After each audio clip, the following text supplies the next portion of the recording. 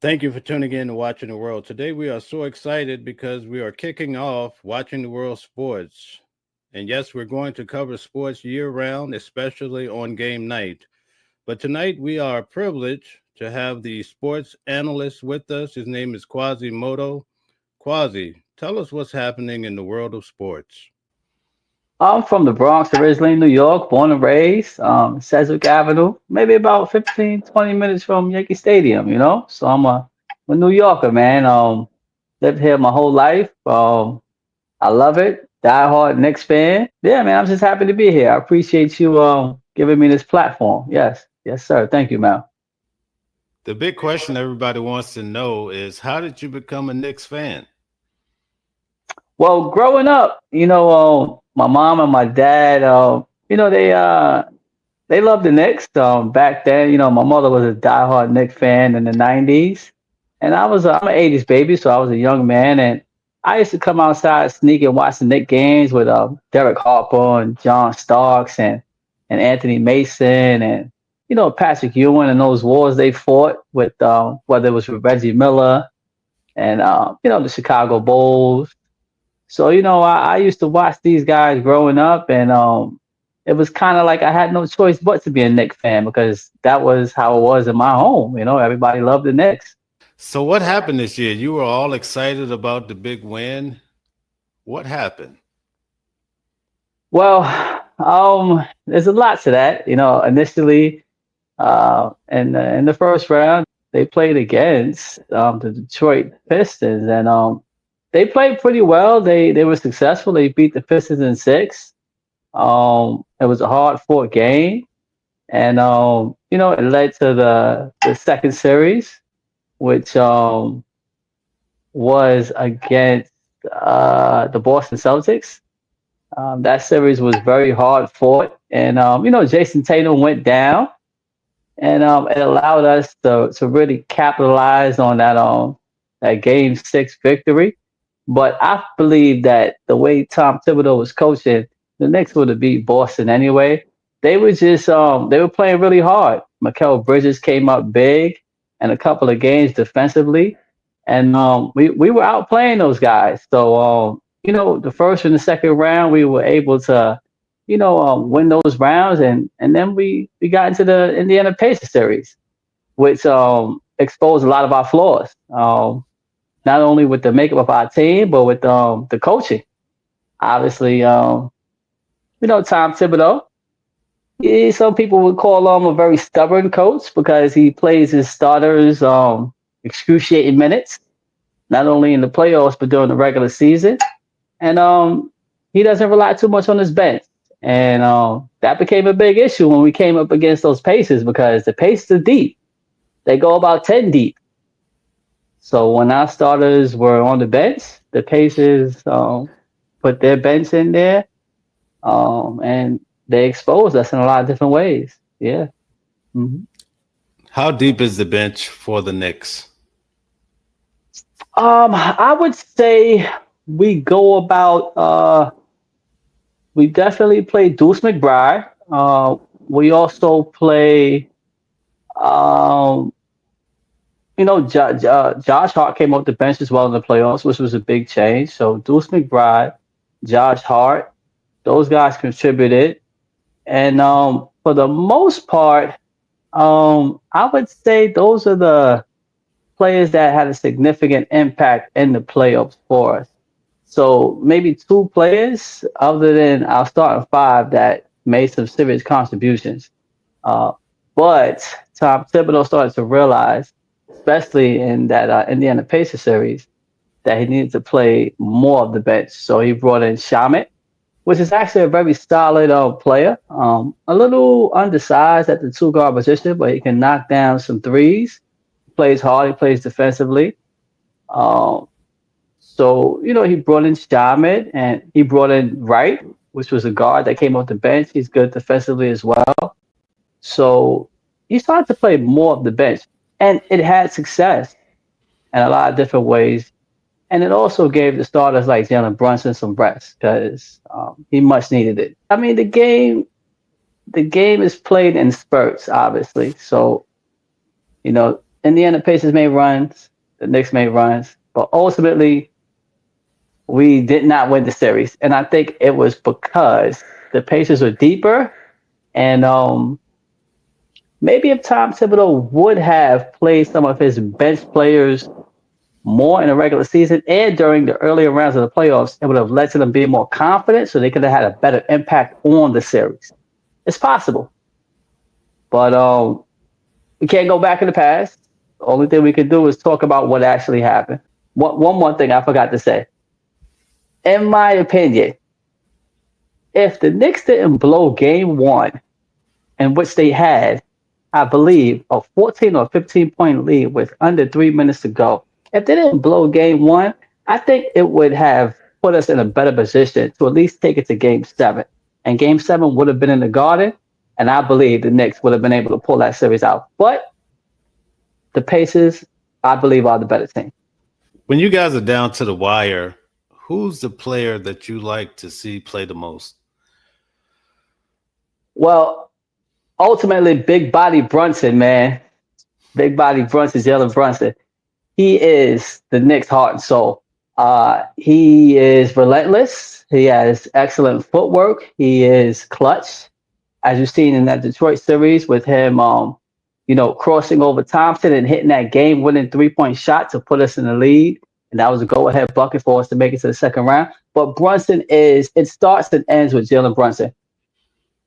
But he cannot be the answer every night.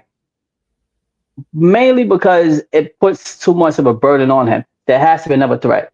And we do have other threats on the Knicks, whether it's OG, whether it's Karl Anthony Towns. But ultimately, Jaylen Brunson is the player that is going to have the ball in his hands at the end of the game. And I'm comfortable with that. You know, I covered the Sean Diddy Combs trial. I was down in the city the last 8 weeks, and one of those nights they had a game where the Knicks won, and these young guys went crazy. What do you think that was about? Well, this city hasn't seen a team make it to the Eastern Conference Finals in over 25 years. The last time the New York Knicks have competed at this level and gone this deep in the playoffs was in the year 2000 when they made it to the NBA Finals against the San Antonio Spurs.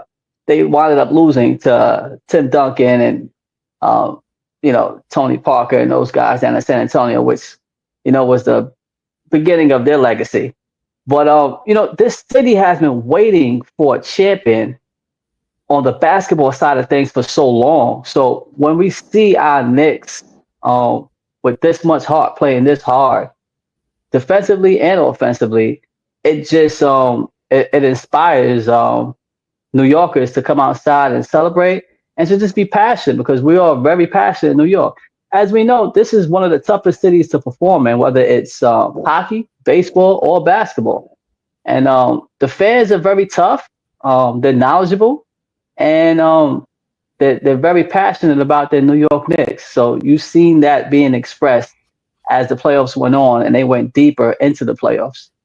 But it can get a little out of hand down there. So if you are an opposing team fan and you come down to New York to watch that team compete against the Knicks, be careful, especially if you have on any kind of sportswear that's representing the other team, because the Knicks fans will heckle you.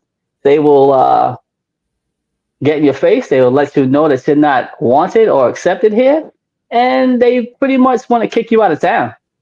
Yeah. Mm-hmm. There was a guy wearing an opposing jersey, and they were literally following him down the street, telling him how terrible his team was. So I understand. Yeah. I felt bad for him. I'm a New York Knicks fan, and I even felt bad for that guy, man. Imagine a mob of hundreds of people just,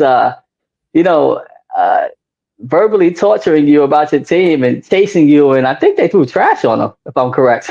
They threw trash on him. Yeah. You got to be a tough guy to come to New York as an opposing fan, especially during playoff time. You got to have some real confidence. We'll leave it at that. What teams are the biggest threats for the Knicks going into the next season?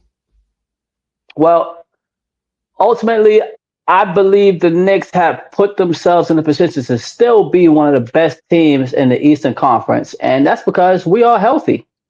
There's a lot of teams that are not healthy. Um, we know that the Boston Celtics have lost Tatum to an Achilles injury. He won't be back next year, so that makes the Boston Celtics much weaker. We also know that Halliburton, Tyrese Halliburton, he as well as had an Achilles injury, which won't allow him to compete next season for the Indiana Pacers. So that makes them a weaker team as well. But we cannot forget teams like the Cleveland Cavaliers. They are still formidable.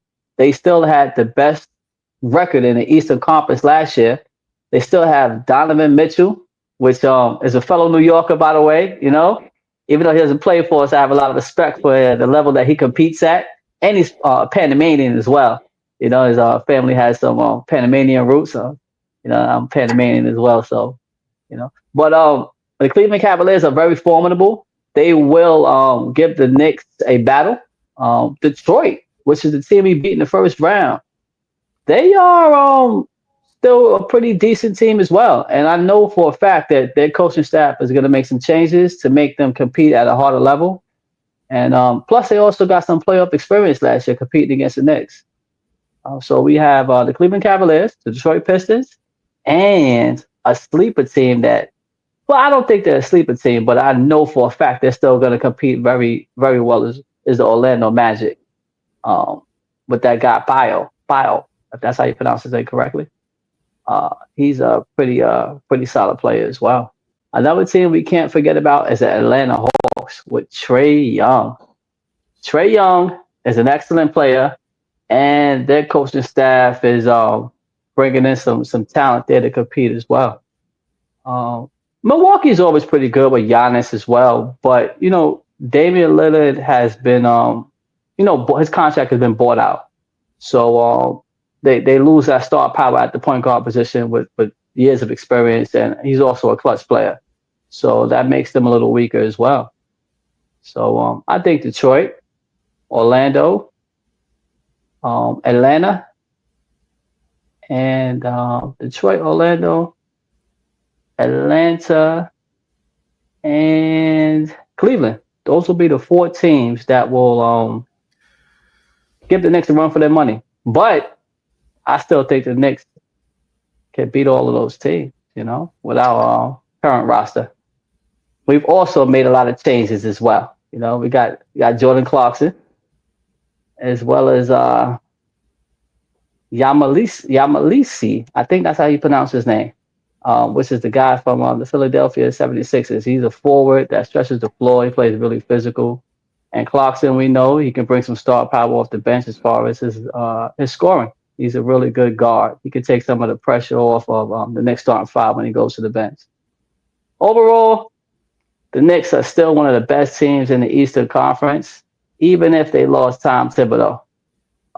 Mike Brown is an excellent coach. That's who they brought in. That's his replacement. He's not the best, but he has a lot of experience. He's coached LeBron James out in Cleveland. He's coached the Sacramento Kings. He made them one of the best offensive teams in the league at one point, especially during their playoff run, not last year, the year before. So I still think we're okay. We're kicking off watching the world sports, and so happy to have you as the first person to come on and really lay it down for the crowd. We appreciate you, and we look forward to having you back next week. Thank you to everybody for tuning in to Watching the World. We'll see you again with more sports and more Kwazi-Moto. Thank you, Kwazi. Thank you, Mel. I appreciate you for having me on this show, and I hope to be back in the following weeks or whenever you have the time to, give me this platform to express my opinions.